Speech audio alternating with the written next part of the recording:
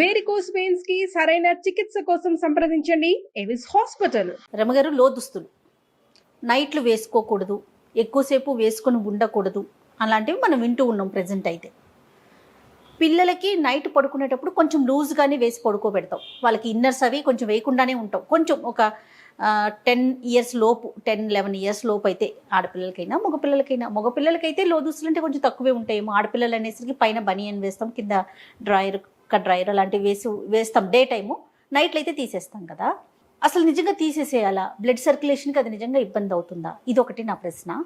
ఇదివరకు ఏం చేసేవారు? అసలు లోదుస్తుల కాన్సెప్ట్ ఇదివరకు ఉందా రమ్మగారు? తక్కువే. ఇన్నర్స్ అనే ఫీల్ తక్కువే. లోదుస్తుల కాన్సెప్ట్ చాలా తక్కువ. అసలు సంసారపక్షంగా అవి వేసుకోకూడదు లాంటి భావాలు కూడా ఉండేవి. కొన్ని కథల్లో కనపడతాయి మనకి. కొన్ని స్టోరీస్లో, పాత కథల్లో ఈ లోదుస్తులు వాడడం మీద ఒక రకమైన, అంటే ఏదో ఒక తెగకి చెందిన వాళ్ళే వాడాలి కానీ సంసారంలో చేసుకునే వాళ్ళు, మామూలు కుటుంబాలలో ఉండేవాళ్ళు ఇట్లాంటివి వాడకూడదు లాంటి భావాలు కూడా ఉండేవి పాతకాలంలో. అవన్నీ చెప్పలేకపోతాను జయ. క్రమంగా మనకి రోజులు మారిపోయినాయి. లోదుస్తులు కంపల్సరీ, కాటన్ తగ్గిపోయి మిగిలిన రకాల దుస్తులు వాడడం మొదలుపెట్టాం. బట్టలు అన్ని రకాలు పల్చటివి, ట్రాన్స్పరెన్సీ ఉంటుంది, పల్చదనం, లోపల భాగాలు కనపడుతూ ఉంటాయి. కనపడకుండా ఉండటానికి, కవర్ చేయడానికి మొదలుపెట్టినవి క్రమంగా అదొక ఫ్యాషన్, స్టైలు, ఒక ట్రెండ్ వేరే రకంగా మారిపోయినాయి. ఇంకా రకరకాల అందులో వైర్స్ ఉన్నవి, ఎక్కువ బాగా బాగుండేవి. ప్యాడెడ్ అని క్లెన్లీనెస్ కోసం మొదలుపెట్టింది, లేదా ట్రాన్స్పరెన్సీని కవర్ చేసుకోవడానికి మొదలుపెట్టింది. క్రమంగా అత్యంత అవసరమైన విషయంగా మారిపోయింది. ఓకే, మనం పిల్లలకైతే ఏమంటామంటే లోపల ఇన్నర్స్ కనుక వేసుకోకపోతే షేపులు బాగా రావు, షేపులు బాగుండవు, నడుస్తుంటే కొంచెం చూడటానికి బాగోదు, బాడీ కదులుతూ ఉంటుంది అదే అనేది మనం పిల్లలకి చెప్తాం. పెద్దవాళ్ళం కూడా అది సహజమైపోయింది కదా రమ్మగారు. ఇప్పుడు ఈ బట్టలు అనేది మనకి మస్ట్ అయిపోయింది. అయితే క్రమంగా మనకి ఈ మధ్య బ్రెస్ట్ క్యాన్సర్ మీద అవగాహన సదస్సులు అవి నిర్వహించిన రోజుల్లో, ఇవాళ కొత్తగా కాదుగా, కొంతకాలంగా చేస్తున్నాం మనం. అవునవును కదా. తల్లిపాల వారోత్సవాల్లాగానే బ్రెస్ట్ క్యాన్సర్ మీద అవగాహనకి, పూర్వకాలంలో బ్రెస్ట్ క్యాన్సర్లు చాలా తక్కువ జయ, బాగా తక్కువ. అయితే నేను పుట్టక ముందే మా ఫ్యామిలీస్లో ఉంది. నాకంటే కనీసం ఒక 4 ఏళ్ల ముందు, 3-4 సంవత్సరాల క్రితం మా పెద్దమ్మ ఒక ఆవిడకి బ్రెస్ట్ క్యాన్సర్ వచ్చింది. పాప ఆవిడ గతించింది కూడా. చాలా ఇబ్బంది అయింది. వీళ్ళు అది ఇదని ఫలానా అని కూడా తెలుసుకోవాలి.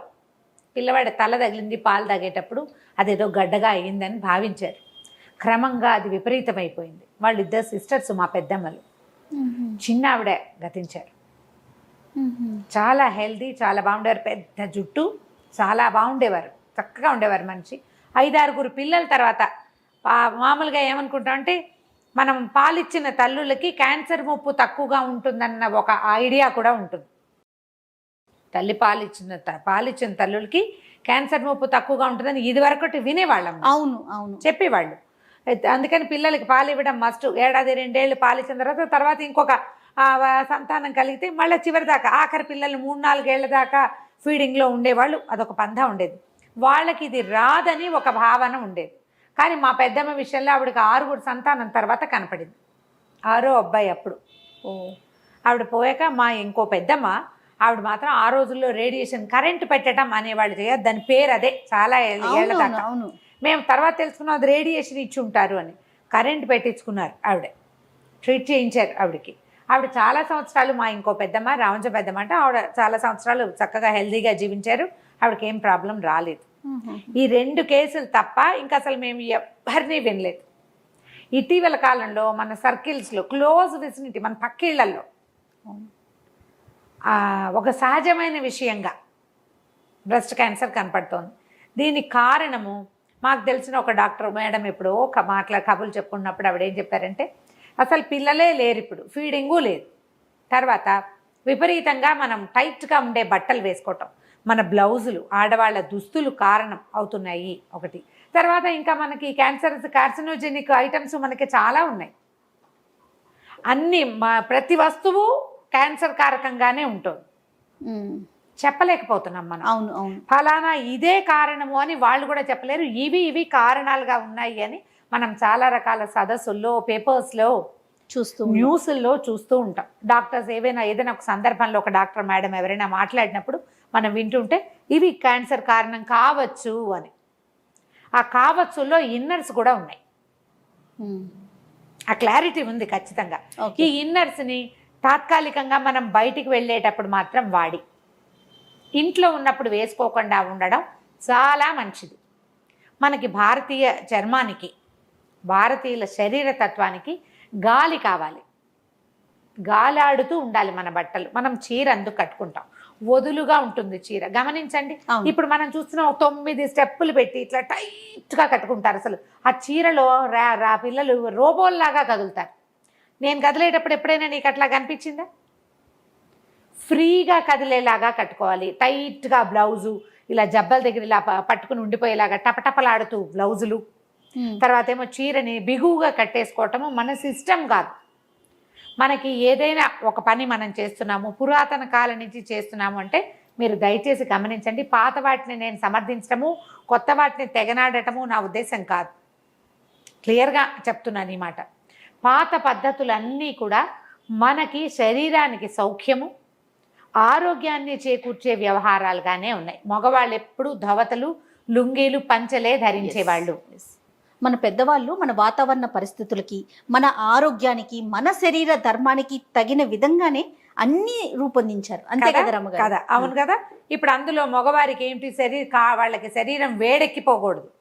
అందుకని ప్యాంట్లు మనవి కాదు, లుంగీలు పంచలు కట్టుకునేవారు. గాలి తగులుతూ ఉండాలి, చల్లగా ఉండాలి బాడీ. తర్వాత చొక్కాలు, ఇళ్లలో ఉన్నప్పుడు బట్టలు చొక్కాలు వేసుకోకపోవటమే. మీరు పాతకాలం పెద్దవాళ్ళని చూస్తే ఇంట్లో ఉంటే బన్నీలు టీషర్ట్లు వేసుకోరు. అవును, బయటకు వెళ్ళి ఎవరైనా వచ్చినప్పుడు వేసుకుంటారు. చాలా మంది ఊళ్ళల్లో పెద్దవాళ్ళు భుజం మీద ఒక కండువా వేసుకుని తిరుగుతూ ఉంటారు, చొక్కా కూడా ఉండదు. అది కరెక్ట్. ఇప్పుడు ఎవరు చేస్తారు ఆ పని? ఎవరైనా పై చొక్కా లేకుండా కనబడితే వాళ్ళు సభ్యత లేని వాళ్ళుగా తోస్తారు. మనకి సభ్యత లేదు వాళ్ళకి. ఇప్పుడు ఆడవాళ్ళ దుస్తులు ఏమైనా ఇది వరకు చీరలు కట్టాం, చిన్నపిల్లలకి ఓ పరికిని ఓ జాకెట్టు వేసేవాళ్ళు. ఇన్నర్సు అంత మస్ట్ కాదు, చిన్నపిల్లలకి అంత మస్ట్ కాదు. ఏదో చిన్న లాగు, గాలాడే కాళ్ళ లాగులే. ఈ కట్టుండే ఏమంటారు ప్యాంటీస్ అప్పుడు ఉండేవి కాదు. అంత క్లోజ్గా ఉండకూడదు. ఈ క్లోజ్గా ఉండవలసిన సమయాలు కేవలం పీరియడ్స్లోనూ అప్పుడు మాత్రమే. అదర్వైజ్ కొంచెం లూజ్గా ఉన్నవే ఉండేవే వాడుకోవాలి. ఇది వరకు పద్ధతి అది. అది ఎందుకు చెప్పేవాళ్ళు అంటే, ఎందుకు అప్పుడు ఇవి లేవు కదా, ఈ పరిస్థితులు లేవు. ఇప్పుడు మనకి పరిస్థితులన్నీ కార్సినోజెనిక్ పరిస్థితులు ఉన్నాయి. దాంతోపాటు మన దుస్తులు కూడా అలాంటివే. కాదు రమ్మగారు, ఇదివరకు కొంచెం కాటన్ వేసుకునేవారు, పై వస్త్రం మందంగా ఉండేది, లోపల ఉన్న పార్ట్స్ కనిపించేవి కాదు. ఇప్పుడు పరిస్థితి అట్లా లేదు కదా, ప్రతిదీ పల్చగా కనిపిస్తుంది. దానివల్ల ఏమవుతుంది, లోపల ఉన్న ఇన్నర్ పార్ట్స్ ఎక్కడ కనిపిస్తాయోనని లో దుస్తులు ఇన్నర్ వేసి మనం వేసుకోవాల్సి వస్తుంది. ప్యాంటీస్ కావచ్చు, పైన అప్పర్గా కావచ్చు, పెట్టికోట్స్ కావచ్చు, ఏదైనా కానీ. ఏదైనా మనం రాత్రిళ్ళు కనీసం, పగళ్ళు ఇళ్లలో ఉన్నప్పుడు, మనం ఇంట్లో ఉన్నాము, తేలిగ్గా ఒక కాటన్ బ్లౌజు, సింపుల్ కాటన్ చీర కట్టుకోవచ్చు కదా. పిల్లలో లంగా ఒక జాకెట్ వేసుకోవచ్చు కదా. ఆ లోపల వేసుకునేవి కూడా కాటన్ ఎందుకు మనం ట్రై చేయకూడదు? కొంత బెటర్ అంటారా? కొంత బెటర్, కాటన్వి కొంత బెటర్. ఇప్పుడు 2 పొరలుగా ఉంటుంది, లోపల ఒక ఏమంటారు దాన్ని, మన పెట్టికోట్ లాంటిది వేసుకుంటారు. డ్రెస్సుల్లో కూడా వేసుకోవచ్చే హాయిగా. పైన ఉన్న డ్రెస్ ఎలాగో ఉండనే ఉంటుంది. డ్రెస్ వేసుకుంటారు, ఇప్పుడు చొక్కాలు వేసుకుంటున్నారు, టీ షర్ట్స్ వేసుకుంటున్నారు, ఏవో ఒకటి. వాళ్ళు ఏవి వేసుకుంటే చీరలే కట్టుకోండి అంటే ఎవరు కట్టుకుంటారమ్మా చెప్పు? అది కష్టమే కదా, అది చెయ్యలేం. కానీ మనం చేయగలిగే కొన్నిటిని మనం మార్చుకుంటే కొంచెం, ఇది దీనివల్ల పూర్తిగా ఇది రాదు అని చెప్పలేరు, వాళ్ళు కూడా చెప్పలేరు, డాక్టర్లు కూడా. కానీ ఇది ఒక అవకాశం.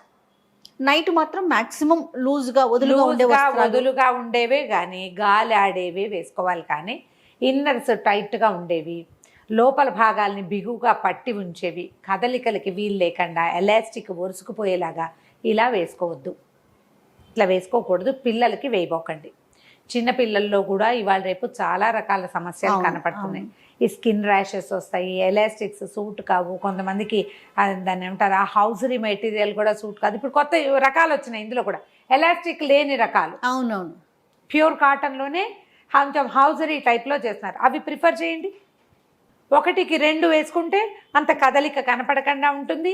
ఎలా ఉందో దాని పదార్థం తాలూకు వైశాల్యము అది కనిపించకుండా ఉంటుంది, సరిపోతుంది. అలా చేయొచ్చు.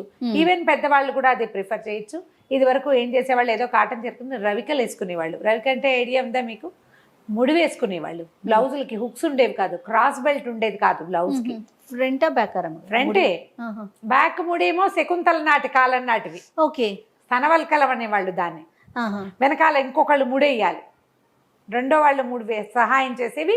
పాతకాలం ఎప్పటిదో పూర్వకాలపు గాథల్లో తనవలకలము ఒక వస్త్రాన్ని ఫ్రంట్ నుంచి బ్యాక్కి తీసుకెళ్ళి వెనకాల వీటి మీద ముడేయటం ట్రై చేసేవాళ్ళు. అది పాతది. క్రమంగా మనకి ముందుకు వేసుకోవటము, ఎవరి వస్త్రాన్ని చేతులు ఇవన్నీ బాడీ అంతా ఉంటుంది కానీ జస్ట్ మామూలు వేసుకోవటము, టై చేయటమే. దానికి హుక్స్ ఉండవు. అది కొంత బెటర్ అంటారా? ఇది కొంచెం బెటరు. పడుకునేటప్పుడు మూడు వదులు చేసుకుంటే కాస్త గాలాడుతుంటుంది, ఒంటి మీద బట్టలు ఉంటాయి, గాలాడుతుంది. పాత పద్ధతి, పాతకాలపు సినిమాల్లో కూడా ఇవి కనిపిస్తాయి. క్రమంగా మనం ఏంటంటే ప్యాడెడ్ చేయటము, వాటికి ప్యాడ్స్ వేయటము, వాటికి క్రాస్ బెల్ట్ వేయటము, దాన్ని టైట్గా చేయటము, బాగా నీట్గా కనపడేలాగా చేయటం, ఇవన్నీ మంచివే. కాలక్రమాన మనం 100 నేర్చుకుంటాం. నేర్చుకున్న ప్రతిదీ మన తాలూకు ప్రజెంటేషన్ బాగుండేలాగానే ఉంటాయి. ఇది మనకి హెల్త్ పరంగా ఏమైనా ఇబ్బంది పెడుతుందా అనేది ఒక క్వశ్చన్ ఎవరికి వాళ్ళు వేసుకోండి. కొంత వయసు వచ్చాక 40s దాటాక తప్పకుండా మమోగ్రామ్ తీయించుకోవాలని చెప్తున్నారు. మమోగ్రామ్ తీయిస్తే ఏమైనా బ్రెస్ట్లో టిష్యూస్ వాచనే మనం సొంతంగా చెక్ చేసుకునేది కూడా ఇవి కనిపిస్తున్నాయి. ఎట్లా బ్రెస్ట్ చెక్ చేసుకోవాలి, శరీరంలో వస్తున్న మార్పులు, ఎక్కడైనా మచ్చలు, పెద్ద పెద్ద కాయలు లాంటివి వస్తున్నాయా, అలాంటివి మనం అబ్జర్వ్ చేయాలి, మనని మనం చూసుకోవాలి. ఈ బట్టల వల్ల ఏదైనా ఇబ్బంది వస్తుందా, టైట్గా కట్టుకోవడం వల్ల ఏమైనా చర్మానికి ర్యాషెస్ లాంటివి వస్తున్నాయా, దురద పుడుతుందా, పిల్లల్ని కూడా అబ్జర్వ్ చేయండి. ఎందుకంటే ఈ రోజున మనం ఏం చెప్పలేకపోతున్నాం. అవునండి, ఈ రోజు హెల్తీగా కనిపిస్తున్నారు, రేపటికి చూస్తే ఏదో చెప్పేస్తున్నారు. ఎంత భయం అనిపించేస్తుంది రమ్మగారు. అవును, పైగా మన కుటుంబాల్లో ఎక్కడైనా క్యాన్సర్ ఇవి ఉంటే కనుక ముందు తరాల్లో తాతలో, నాయనమ్మలో, అమ్మమ్మలో ఎవరైనా ఉంటే తప్పకుండా 40 దాటాక బ్రెస్ట్ చెక్ చేయించుకోవాలి ఎప్పటికప్పుడు. లేకపోతే అది చాలా సులువుగా వచ్చేస్తుంది. ఆ క్యాన్సర్ ట్రేసెస్ ఉంటే అవి తీసేయటము ఏదో చేస్తారు. దాన్ని అంతదాకా వెళ్ళే బదులు మనం రోజువారీ జీవిత విధానంలో కొన్ని మార్పులు చేసుకోవచ్చు కదా. అవును, ప్యాంటీస్ కాటన్వి ప్రిఫర్ చేయండి. ఎక్కువ ఎప్పటికప్పుడు పాడైనవి సంవత్సరాల తరబడి వాడద్దు. తర్వాత ఏమో ఈ వైర్లు ఉన్నవి, ఇలాంటివి ఇన్నర్స్, టాప్ వైర్స్ వాడబోకండి. ఒకవేళ వాడినా తాత్కాలికంగా ఇంటికి రాగానే మేకప్ తోటి చేసుకున్నట్టుగా ఇన్నర్స్ మార్చేసుకోవాలి. ఎక్కువ గంటలు ఒకే బట్టలతోటి ఉండబోకండి, ఇన్నర్స్ తోటి ఉండద్దు. ఇన్నర్స్ శుభ్రంగా ఉండకపోతే చర్మానికి కూడా చాలా సమస్యలు వస్తాయి. టైట్గా ఉండకూడదు. ఇప్పుడు ఇవి ఒకళ్ళు చెప్పక్కర్లేదమ్మా, అవును, డాక్టర్లే చెప్పక్కర్లేదు. మనం ఆలోచించుకోవాలి కదా. చెమటలు పడతాయి, మనం ఏదైనా పెర్ఫ్యూమ్స్ వేసుకుంటాము, దాని ట్రేసెస్ ఉండిపోతాయి. పౌడర్ రాసుకుని బట్టలు వేసుకునే అలవాటు ఉంటుంది కొంతమందికి. అవి కూడా కంటిన్యూస్గా ఉండకూడదు. 2 పూట్ల స్నానం చేయటం, చర్మంలో ఏవైనా విపరీతమైన మార్పులు కనపడుతున్నాయేమో చూసుకోవటం, ఎప్పటికప్పుడు జాగ్రత్త. మన శరీరాన్ని మనమే గమనిస్తూ ఉండాలని మొన్న మధ్య ఒక డాక్టర్ గారు చెప్తూ ఉన్నారు. గమనించాలి. ఎవరొచ్చి చూస్తారు, ఏదో వచ్చినప్పుడు కాదు, ప్రతిరోజు మనం అబ్జర్వ్ చేసుకుంటూ చేయాలి. ఈ బట్టల వల్ల ఏమోనని ఆలోచించండి. ఇన్నర్స్ మాత్రం జాగ్రత్తగా సెలెక్ట్ చేసుకోండి. అక్కడి నుంచి ఆడ్ షేప్స్, మన శరీరం ఎలా ఉందో అలా కాకుండా వేరే రకం షేపుల్లోకి వెళ్ళకూడదు. సైజులు కరెక్ట్గా తీసుకోవాలి. చిన్న సైజు తీసుకుని ఇరికించి వేసుకోకూడదు. అవన్నీ కూడా మీకు బ్రెస్ట్ ఇష్యూని ఇబ్బంది పెట్టచ్చు. అవునవును, అలా చేయకూడదు. కొంచెం జాగ్రత్తగా మంచి చక్కటి కంపెనీని చూసుకోవాలి. ₹1 ఎక్కువైనా